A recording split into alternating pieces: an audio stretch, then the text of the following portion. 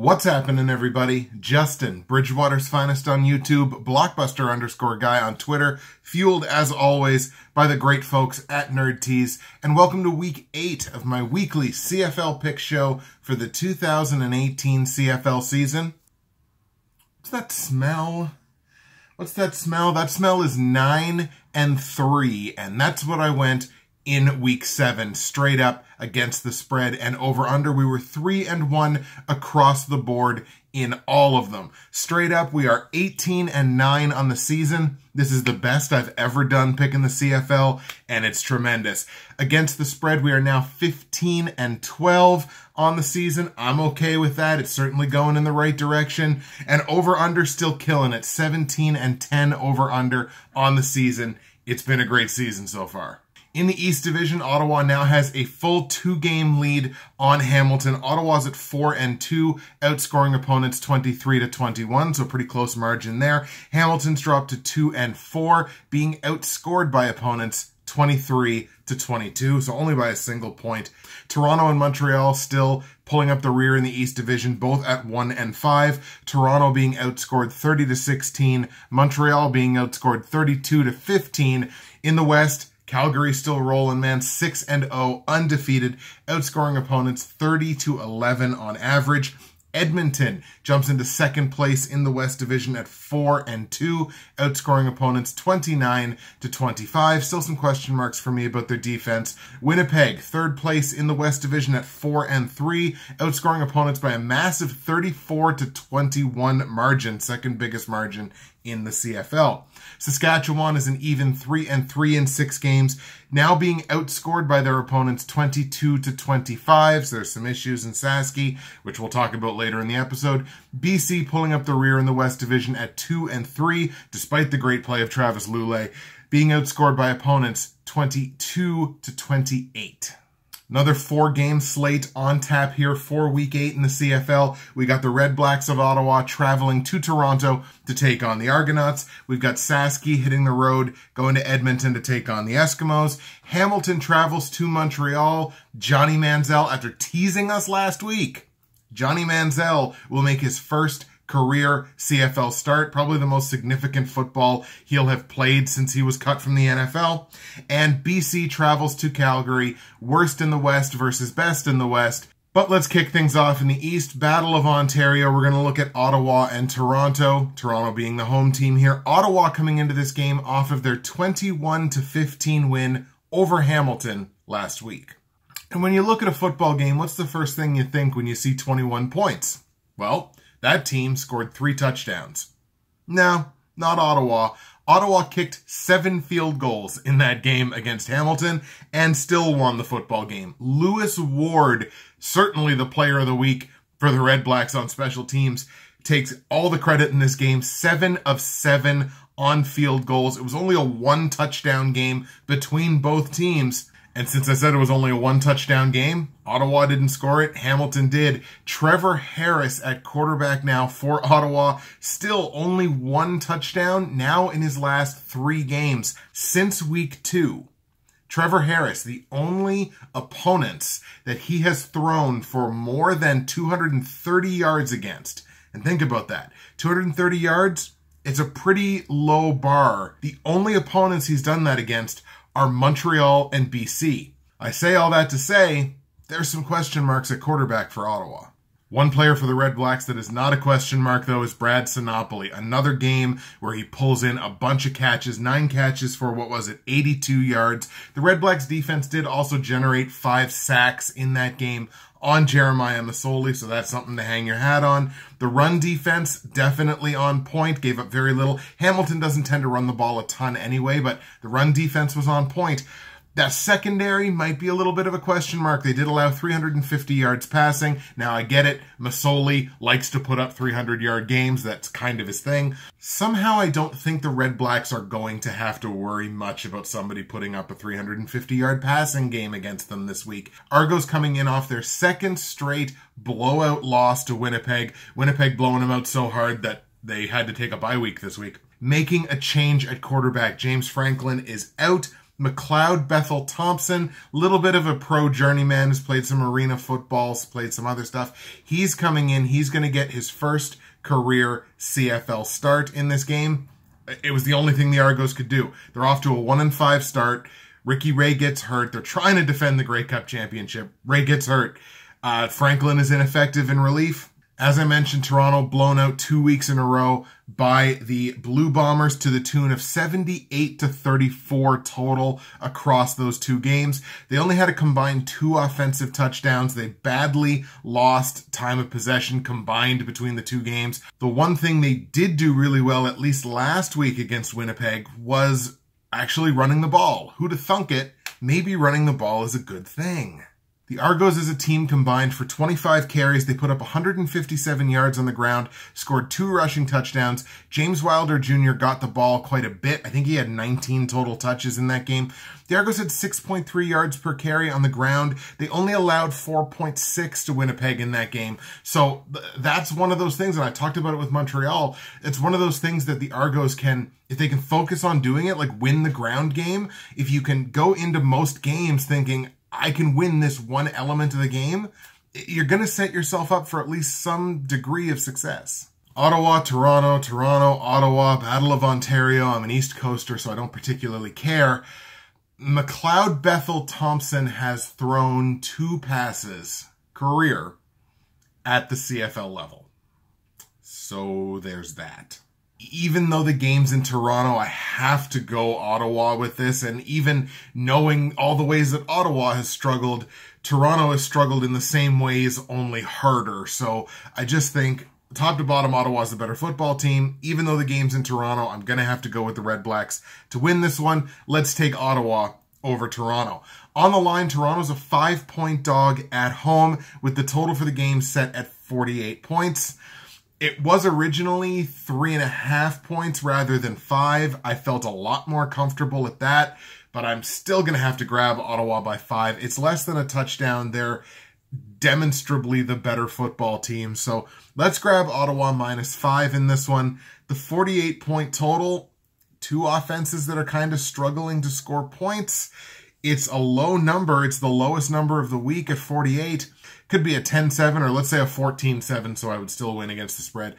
Yeah, I mean, that could conceivably be this football game. So let's stick under 48 points in Ottawa, Toronto.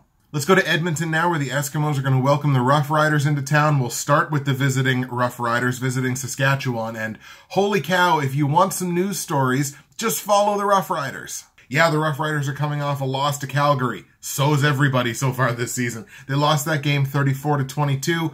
First of all, Jerome Messam gets released from the team stemming from a November 2016 incident where he's apparently going to be facing criminal charges for either having sex in public, watching someone have sex in public. Look, they've cut him. The CFL came out and said, if anyone offers this guy a contract, we will not honor it. So that's like, holy cow.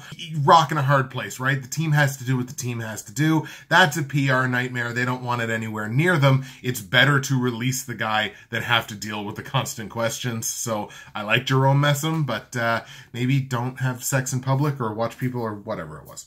So, but that's not even where it ends. Zach Collaros pulled off of the 6-game injury list. Apparently he's starting, I guess. Like, that's... Originally they said he's not going to start until after the bye, and then the coach came out and said, well, he's going to get a lot of playing time this week. We've demonstrably displayed that there is no one behind Collaros to play quarterback as a long-term solution for the Roughriders. So if Collaros gets rushed back and gets hurt again, I mean, look, we're not even halfway through the season at this point, and I don't know. That's a risk that I wouldn't be taking with my starting quarterback, but in any case, Collaros is healthy. Apparently, he's returning this week. And finally, our voices have been heard, especially those within Rider Nation. Duron Carter, the Duron Carter at DB experiment is apparently done. Looks like Duron Carter's going to be moving back to the offensive side of the ball. Major concern for Saskatchewan, they're not starting games. They're not starting the games on time, and any Leafs fan is going to get post-traumatic stress disorder. The game against Calgary, they were down 24-0 after the first quarter. Saski only scored 22 points in the whole game. This game was over at the end of the first quarter. We could have all gone home. And in week 6, They were down 14-3 to Hamilton midway or early in the second quarter. They're down 2 possessions to Hamilton. So they're not starting the game until everybody knows what time the game starts. That shouldn't be a surprise to anybody. In that game against Calgary, 0 offensive touchdowns for the Riders offense. Brandon Bridge, sub 150 yards passing against an Edmonton defense that's been pretty darn suspect this season, so he still can't go for over 150 yards. Goes back to what I said, there's no long-term solution behind Collaros for Saskatchewan, a quarterback. As far as I'm concerned, if you're Sasky, especially in this game, if you're going to be bringing Zach Collaros back, I think you got to insulate him, you got to protect him. Feed Trey Mason. And it's not just about the fact that you released Jerome Messam. Trey Mason is the best running back you have on your team. There's nothing against Marcus Thigpen. That 80-yard touchdown run the other week was incredible. But if you take that 80-yard touchdown run away, that's half of his yardage on the season. So that's half of his yardage on the season has come in just one play. Trey Mason had 5.4 yards per carry last week. They're playing the second worst total run defense in the CFL this week. I want to see Trey Mason get 25-30 touches. Edmonton coming into this game off of basically doubling up the Alouettes last week. 44-23 was the final there. Mike Riley, a monster game. 75% passing, over 400 yards, 5 total touchdowns, including 4 through the air.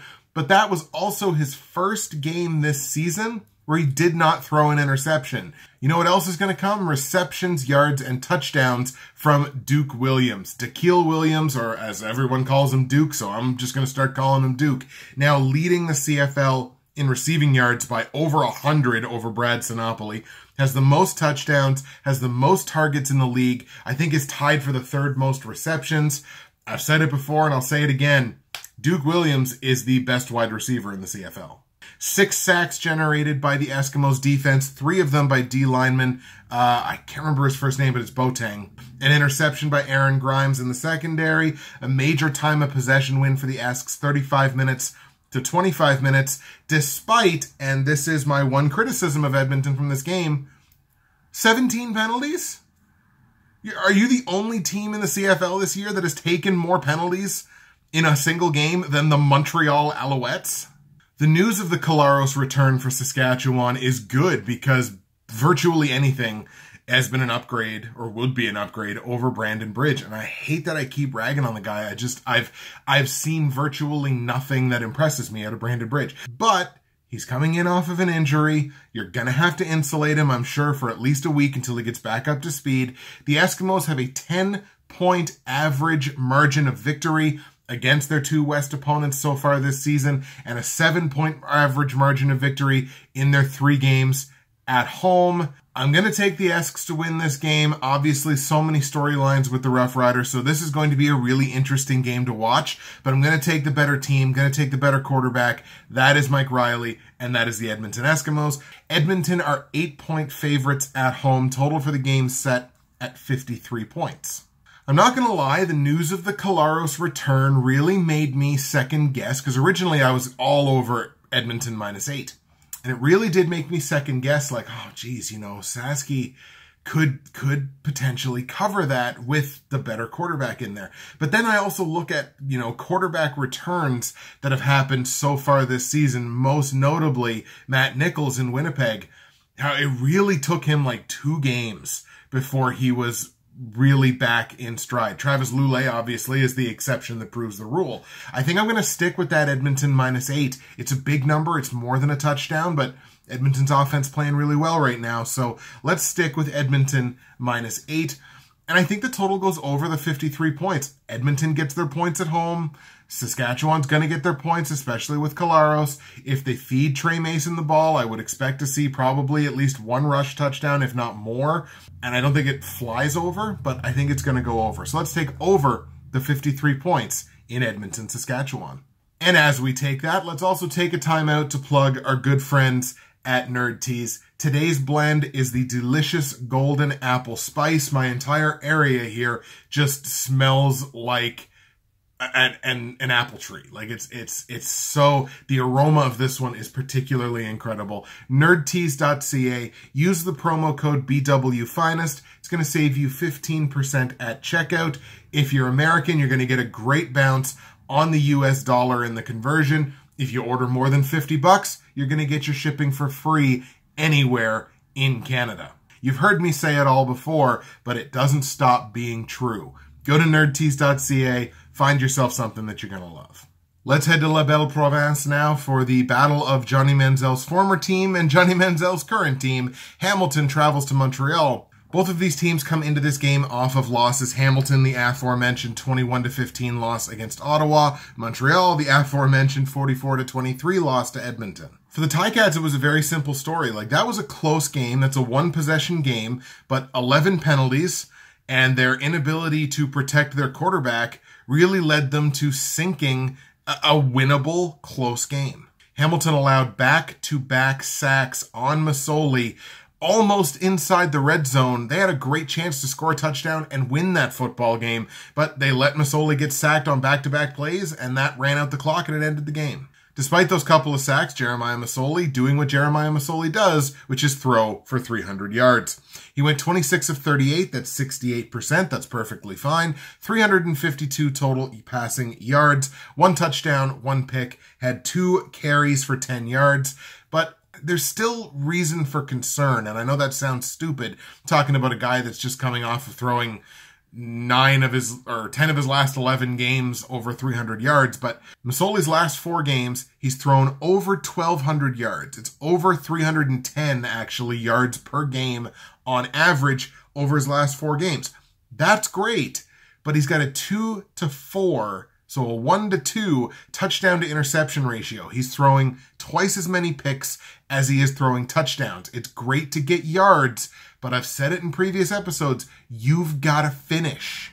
As a team, the Ticats have the second fewest rushing attempts in the CFL. I've said it before with rushing, you've got to at least try. Hamilton not really particularly trying last week or on the season as a whole, but at the same time, it's tough to say, well, we need to be running the ball more when you've got 2 guys in Saunders and Banks at wide receiver that are essentially perennial threats to go over 100 yards every week. Last week, they combined for 17 catches, just between the 2 of them. 17 catches, 267 yards and a score, and then you added 9 catches for 85 yards from the 4 other receivers who caught passes. So, look, Masoli's really spreading the ball out great. As we mentioned off the top of the episode, after the tease from last week, Johnny Manziel will make his first career CFL start. By the way, this Manziel start is confirmed, so it is 100% confirmed. Nobody scream at me in the comments for the fact that I was wrong about Manziel playing last week. Montreal, once again, even in what was a pretty monstrous loss to Edmonton last week, once again, they won the ground game. The Owls as a team combined 18 carries, 132 yards, scored 2 rushing touchdowns in that game. That's 7.3 yards per carry. Edmonton, conversely, had a fine game on the ground as well. 23 carries, 98 yards, and a score. But what does that say? In fewer rush attempts, Montreal had more yards, significantly more yards per carry, 3 full yards per carry better than what Edmonton did, and scored 2 rushing touchdowns when Edmonton only scored 1. Montreal won the ground game, and that's what I've been talking about for the last couple of weeks. They're capable of going in against virtually any team in the CFL, this is just my opinion, virtually any team in the CFL, and winning the ground game. Obviously, when I talked about the Edmonton game, I said Edmonton's defense generated 6 sacks. Well, Montreal took those 6 sacks, so quarterback protection still needs to be worked on. Defensive penalties still need to be worked on. The defense in particular took 5 penalties for 108 yards in that game against Edmonton. So those things still need to be worked on. But one day at a time, boys. The nickname says money. But I have to wonder if Johnny Manziel, plus going up against basically the worst run defense in the CFL, has a little magic too. Let's go crazy. Let's get nuts. I'm not going to quote anymore because that's copyright infringement on Prince. But let's do it. Montreal beats Hamilton this week. Games at home. They should be able to run all over them. Hamilton doesn't run the ball with consistency. They got one of the worst run defenses in the CFL. You've got an incredibly motivated quarterback, not only making his first career start, but doing it against the team that just traded him. I like it. Call me stupid. Call me crazy. I like it. Montreal beats Hamilton. Montreal are 6.5-point dogs at home, so obviously I like them to win, so I love Montreal plus 6.5 against the spread. Total in the game is set at 49.5 points. My key for Montreal to win this game is to not only dominate on the ground, but therefore dominate time of possession. I think Montreal wants to keep this game low scoring because they want to keep the ball obviously out of Masoli's hands. I'm feeling a low scoring game here. I'm feeling like a low 40s total. So I think this is way too much. Let's go under the 49.5 points in Hamilton, Montreal. I like the Owls for the win. And our final game in Week 8 takes us to Calgary for the undefeated Stampeders, playing host to the lowest ranked team in the West Division, the BC Lions. This is actually, I think, another pretty popular upset pick. It is two teams going in different directions. BC coming in off of their bye, but coming off of a 29-25 loss to the Ottawa REDBLACKS in Week 6, a game that, let's be honest, BC should have won. The Lions had a mid-third quarter 10-point lead in that football game and took a field goal advantage with about 2 minutes left to go. I mentioned Travis Lulay earlier in the episode. His 2 games back as the now once again starter for the BC Lions, he's put up 325 and 326 yards. That's pretty consistent. I would like his 64% completion percentage. I would like to see that climb up into the high 60s, getting close to 70. I think that's what you need to really be an elite quarterback, especially in a passers league like the CFL. Not necessarily an area of concern, but, could be troubling against, I don't know, a good secondary. Former Montreal running back Brandon Rutley making his season debut, his BC Lions debut, puts up a pretty big night. 17 carries, 91 yards, and a score. He could be emerging as the new lead back for the Lions, certainly somebody to keep an eye on. And Emmanuel Arsenault, you want to talk about a guy, the guy that has benefited most, aside from Travis Lulay being the starting quarterback on this team again, it's Manny Arsenault. In the 2 games that Travis Lulay has been back as BC starter, Manny Arsenault has 12 catches, 215 yards, and a score. Moving on to the Stampeders, and I kind of feel like a broken record whenever I talk about Calgary, but that'll probably be that way until they lose. Calgary, a 34-22 win over Saskatchewan last week.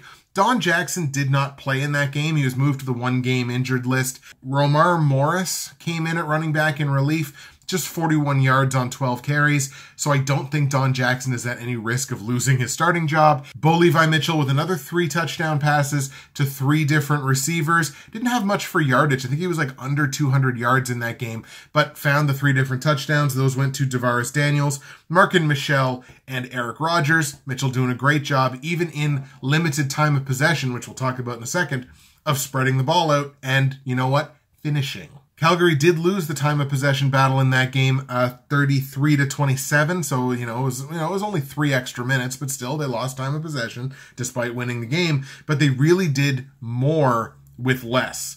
The number of plays in some of these Calgary scoring drives, especially in the first quarter where they jumped out to that big 24-0 lead, it's ridiculous.